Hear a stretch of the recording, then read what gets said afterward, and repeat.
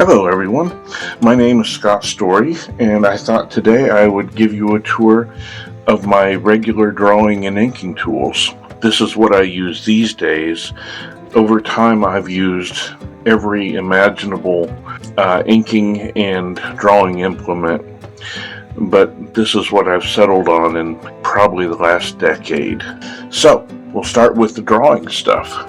I often lay things out with a non-photo blue pencil. About 50% of the time at least I do that. I usually do most of my drawing with a 3B pencil.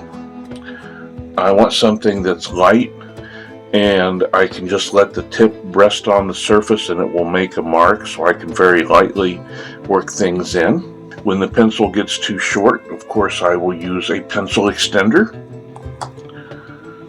And if I'm doing big stuff, a lot of times I will use a lead holder, a traditional lead holder. I think this one probably has a 2B lead in it.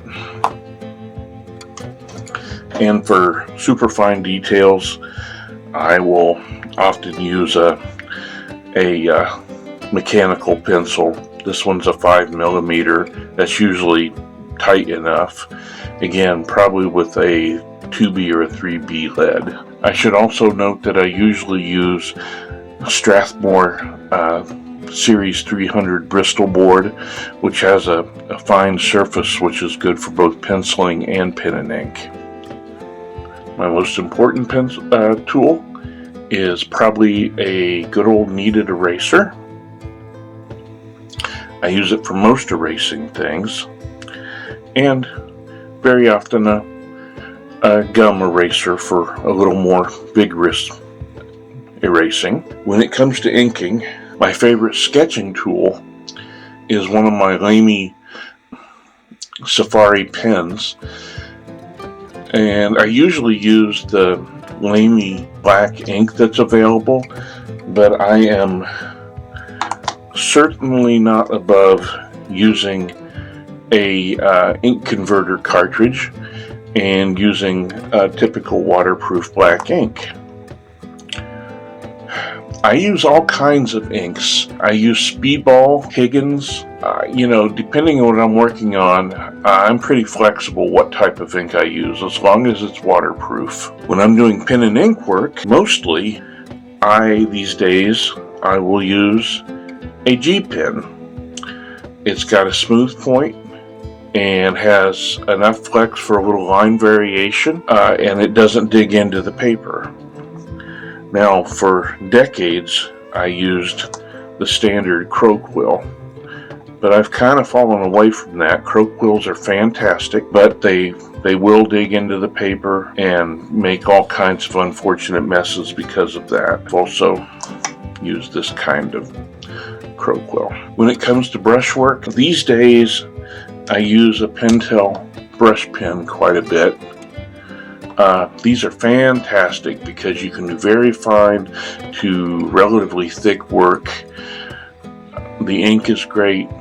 They're inexpensive and they're quite responsive. And I've used several types, but mostly it's these Pentel that are pens that are made in Japan.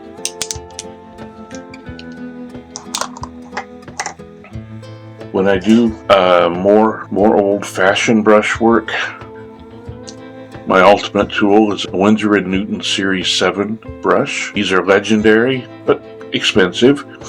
I have quite a few of them, but I don't use them as much as I used to. And for super fine work, I'll use a Series 7 number 0. Finally, when it comes to correction, I tend to use Pro White. Takes several layers, but it will be quite effective. I'll use just a small, like this is a number 1 Cotman, and it's quite effective with that. I don't think I would use my Series 7 brushes for this, but probably no reason not to. And I will also use traditional label paper, which is peel and stick. I'll cut out the piece I need and stick it down as a piece of correction paper. If you have any questions about these materials, feel free to leave comments below. Thank you so much, and I hope this helped a little bit. Bye.